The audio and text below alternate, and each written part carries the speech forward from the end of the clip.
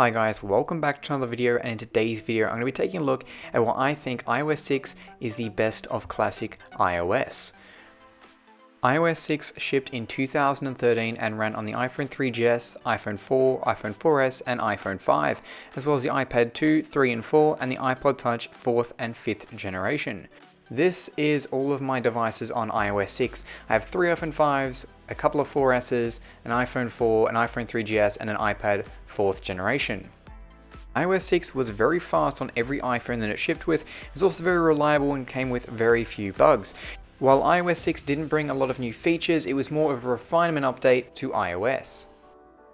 iOS 6 is also known for representing the best of the Steve Jobs era. iOS 6 also has a full untethered jailbreak, something we haven't seen in years in the later versions of iOS. Unlike a lot of versions of iOS, iOS 6 ran beautifully on all the devices that it was supported on. iOS 6 was also a speed up for the iPhone 4S over iOS 5. iOS 6 has a unique look on the iPhone 5 with its 4-inch Retina LCD. It just looks absolutely stunning. I'm going to go ahead and hand it over to Josh from 91Tech to give his opinion and thoughts on iOS 6. Hey, how's it going, guys? I'm Josh from 91Tech, and today we're going to be talking a little bit about iOS 6. You may know who I am, you may not, that's okay. I do pretty similar stuff to Hugh Jeffries, so if you want to check out my channel, link is in the description. Big thanks to Hugh for having me today. I'm just going to give a few of my thoughts on iOS 6, and a few more reasons as to why it's the best of classic iOS, and perhaps even the best of iOS in general. One thing I've always loved about iOS 6 is how well every single device runs it. From the iPhone 5 to the iPhone 3GS, every single device feels really fast on iOS 6. Obviously, the iPhone 5 is going to be faster than the iPhone 3GS, but even so, the fact that the 3GS didn't slow down when it updated to iOS 6 is kind of crazy, and a fact that should be recognized. You don't see that a lot on most iOS versions. In fact, I'd say the only one since iOS 6 that has done that would be iOS 10.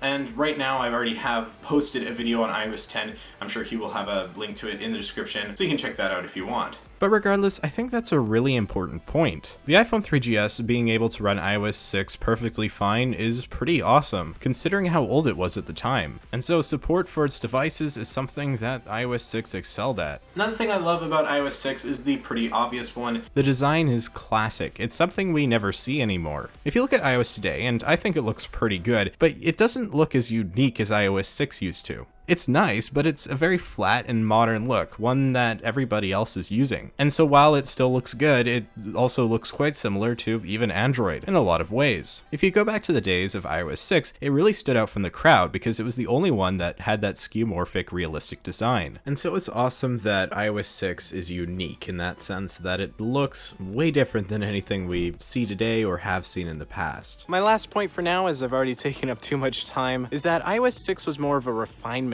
than anything else. And that's, if anything, a good thing. iOS 6 didn't really look all that different or bring many changes, but instead it brought a consistent experience, one that again hasn't really been properly replicated since iOS 10. Yeah, there were a couple changes here and there with the UI and stuff, but again, it was all refinement, and for me, I think that's what made it so great. It focused on speed, performance, and stability, and I think for the vast majority of people out there, that's all you really want from iOS. And honestly, no other version has really done this properly until, I guess, iOS 10. And with that all said, I think that I'm done for now. Big thank you to Hugh for having me on today. It was a lot of fun. And with that, I'll hand it back over to him. Thanks Josh, and if you want to go ahead and check out his video featuring me on why he thinks iOS 10 is the best of modern iOS, link will be down in the description. While almost perfect, iOS 6 did have a couple of flaws. One of these includes Apple Maps, which was released over Google Maps that shipped with iOS 5 and below. You can see here with Africa, it has a giant line connected between Africa and Iceland, something that should have been easily fixed but hasn't been. Frankly, iOS 6 Apple Maps was a complete disaster. Another thing that really annoys me with iOS 6 is the fact that you can't change the brightness using Control Center. In iOS 6, you have to go into Settings and then scroll down to Brightness and Wallpaper and then adjust the brightness through there. With iOS 7 and later, you can swipe up from the bottom and then easily change the brightness with ease.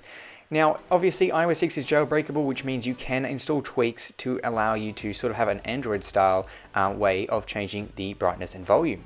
iOS 6 also removed the stock YouTube app, which I actually have never used as it was discontinued and broken before I ever had the chance to. This has been a look back at iOS 6 and why I think it is the best of classic iOS and best represents what Apple used to be. Leave a comment down below on what is your favorite version of iOS. With all that being said, I hope you guys enjoyed this video. And if you're not already subscribed, go and hit that subscribe button, as well as check out Josh at 91Tech, as well as check out his video on iOS 10. Link will be down in the description. With all that being said, I hope you guys enjoyed this video, and I'll catch you guys next time.